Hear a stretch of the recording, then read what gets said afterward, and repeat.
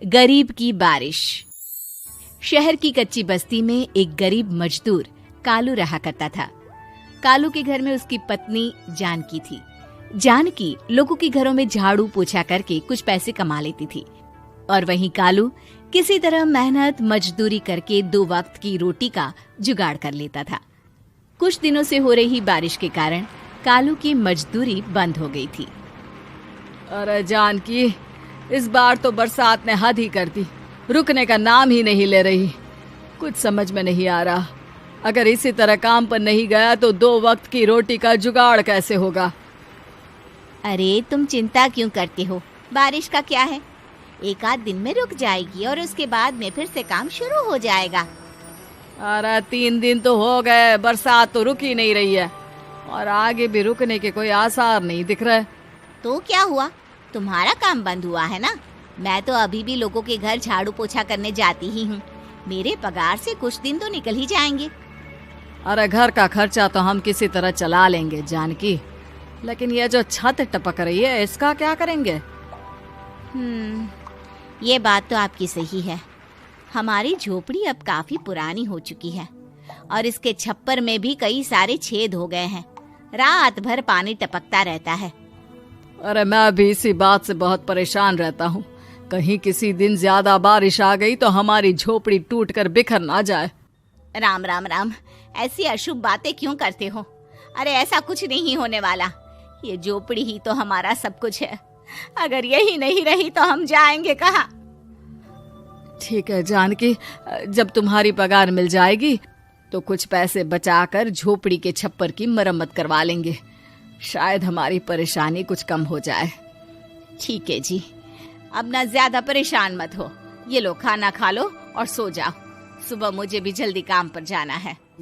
जानकी और कालू अपनी झोपड़ी में सो गए। रात को अचानक से बहुत तेज बारिश शुरू हो गई। धीरे धीरे बारिश का पानी कालू की बस्ती में भरने लगा।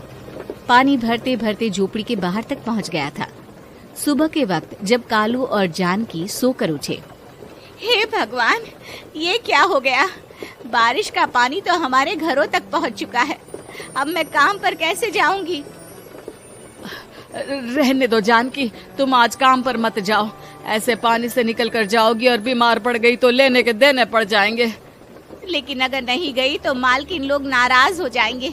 आप जानते हैं ना, बड़ी मुश्किल से 1 दिन की छुट्टी भी नहीं देती है। अरे लेकिन जानकी, झोपड़ी के बाहर तो पूरी बस्ती में पानी भरा है, तुम जाओगी कैसे?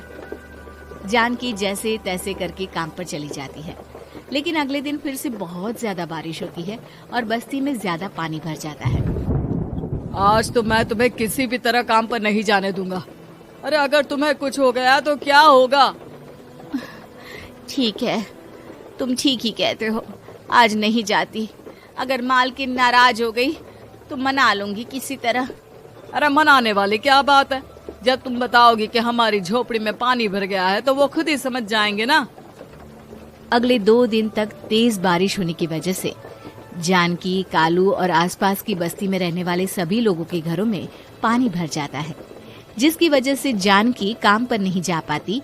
और 3 दिन के बाद जैसे ही जानकी काम पर पहुंचती है, कहाँ थी तुम? पिछले 3 दिनों से काम पर क्यों नहीं आई? मेम साहब, क्या बताऊं, इतनी ज्यादा बारिश हो रही थी, हमारी पूरी बस्ती में पानी भर गया है और उससे भी ज्यादा तो मेरी झोपड़ी के अंदर पानी भर गया। आप ही बताइए कैसे आती मैं? इसका मतलब ये हुआ कि बारिश होगी तो तुम काम पर नहीं आओगी? ना ना, मेरे कहने का ये मतलब नहीं था मेम साहब।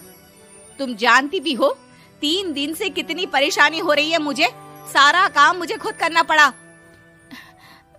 माफ कर दीजिए मालकिन जी, पर मैं क्या करती, आने के लिए रास्ता ही नहीं था, सब जगह पानी भरा हुआ था। बहाने तो तुझे बहुत बनाने आते हैं। जानकी देख, अगर अगली बार ऐसा किया ना तो फिर काम से हमेशा के लिए छुट्टी। अरे ना ना मालकिन, ऐसा मत कीजिए।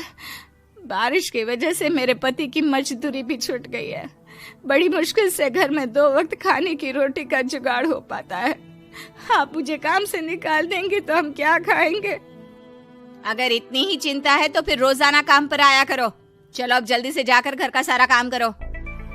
बारिश रुकने का नाम ही नहीं ले रही थी। पूरे शहर में बाढ़ जैसे हालात बन गए थे। लेकिन नौकरी जाने के डर से जानकी किसी तरह रोज काम पर जाती थी। एक दिन जब जानकी काम करके अपने घर लौट आई तो अचानक उसकी बस्ती में कुछ लोगों का शोर सुनाई दिया। अरे लगता है बाहर कुछ हुआ है, मैं जाकर देखता हूँ। हाँ, पता तो कीजिए, ये बस्ती में लोग इतना शोर क्यों कर रहे हैं? बाहर जाकर कालू ने एक आदमी से पूछा। अरे क्या हुआ भाई, इतना शोर क्यों मचा रहा है? अरे क्या बताए भैया, अपने बस्ती के बाहर एक पुल टूट गया है और वहाँ पर एक कार फंसी है। थोड़ी देर में अगर किसी ने नहीं बचाया ना तो वो कार पानी में बह जाएगी। ये क्या कह रहे हो भैया, कार के अंदर कोई है क्या?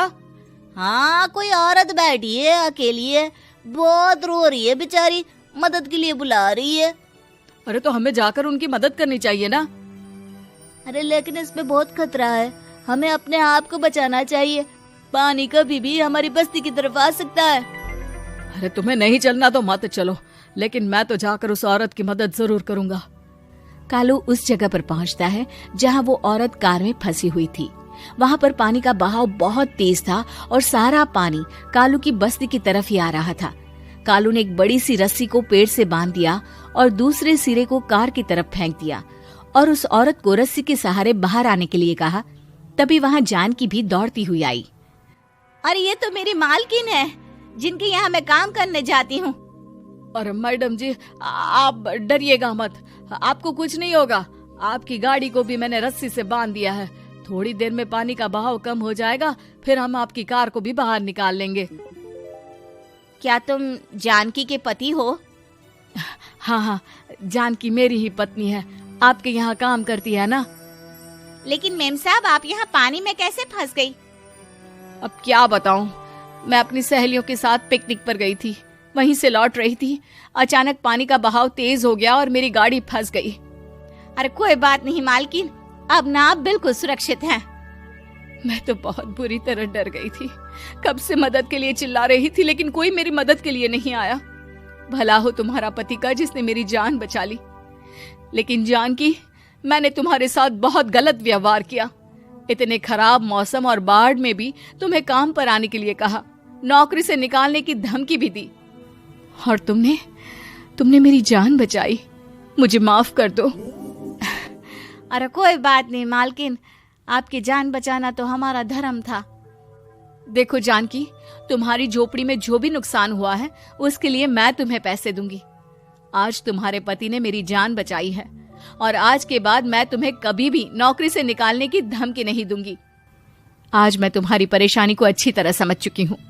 हम जैसे पैसे वाले लोगों के लिए अपने घर में बैठकर बारिश का मजा लेना बहुत आसान है, लेकिन तुम गरीब लोगों के लिए बाढ़ और बारिश काफी परेशानी खड़ी कर देते हैं।